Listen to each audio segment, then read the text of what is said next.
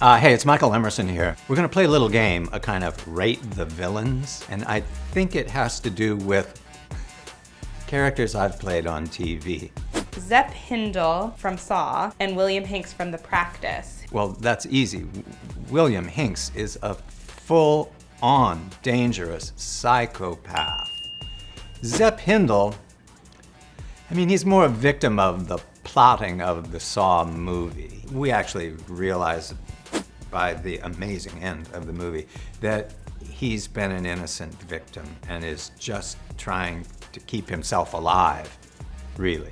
Shooting Saw was one of the most chaotic and I would say dangerous enterprises of my camera career. It was a hard, fast shoot, very violent, not many safety measures were taken. There was just blazing guns and running and blood galore. It was a great script. It was a great script.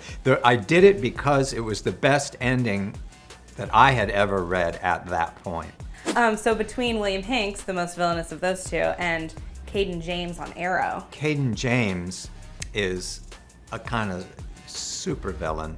He's from a more fictitious and two-dimensional world. He has his own set of interesting qualities and some interesting powers, but I wouldn't say they were frightening, and I wouldn't say it's the kind of character that would give you chills at the very mention of his name. So Hinks is still coming out on top on these two. Yeah, and I don't see him getting knocked out of number one. The superheroes, Arrow, he has to wear all this stuff all the time, and they have to talk about combat. They are always flying through the air and crashing through walls and, colliding in midair and tussling with weapons and then throwing glowing balls that explode and stuff like that. So I admired the sort of physical demands of their work. I had little enough of that to do on that show, but I was very impressed. Between Hinks and Ben Linus, Lost. Oh, Ben Linus is not hardly a villain at all, is he? No. That's a case of good writing and good context.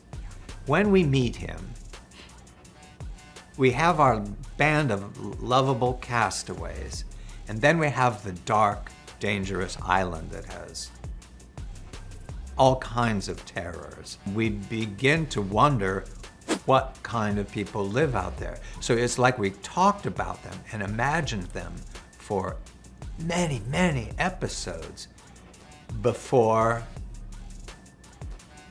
someone steps into the world of the castaways who we think gradually might be one of them, one of the others. But then, in another 5 seasons, we feel differently about him. He's he used to be the other, now he's our other.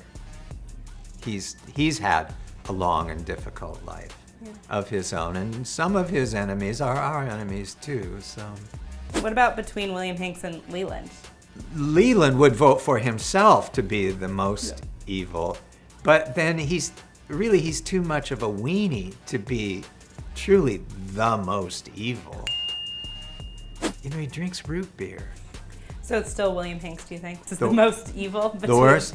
Yeah, but there are some redeeming features about William Hinks. I mean, like most of the guys I've played, he has a sense of humor. Yes. And he has style. I kind of knew how to play it, because I had played villains in my stage career, and I had played Shakespeare's Iago a couple of times. That black and white jailhouse confession scene, which is hair-raising. It's hair-raising to play a thing like that.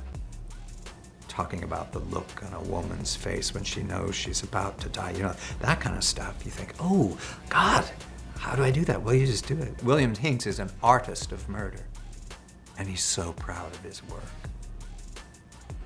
It's just, there's nothing better. It's psychologically nourishing and technically beautiful. Well, we didn't touch on all the villains I've played.